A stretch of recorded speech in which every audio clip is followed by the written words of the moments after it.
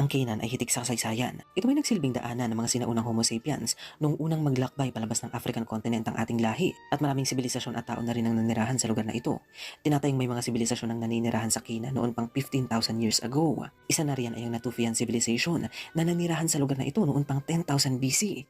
Saksi rin ng kasaysayan noong umusbong sa lugar na ito ang Canaanite Civilization noong Bronze Age at tinatayang ito ay nangyari noong 2000 BC. Ngayon mga ka-LE, sa kalagitnaan ng Bronze Age, noong circa 1500 BC, nangyari ang tinatawag na Battle of Megiddo, kung saan natalo ng mga Egyptians ang mga Canaanites at ang lupain ng Canaan ay napasa ilalim ng Egyptian rule sa loob ng 350 years. Sa paglipas ng panahon, unti-unting humina ang kapangyarihan ng Egyptian Empire dahil sa sunod-sunod na pag-atake ng misteryosong grupo ng tao na kung tawagin ay Sea People.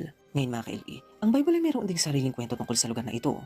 Ayon sa Biblia, ang Israel ay naging tahanan ng iba't ibang tribo. Isa na riyan ay mga Jebusites na naninirahan sa lokasyon ng Jerusalem. Sinasabing sinakop nila King David ang Jerusalem noong mga panahong iyon at dito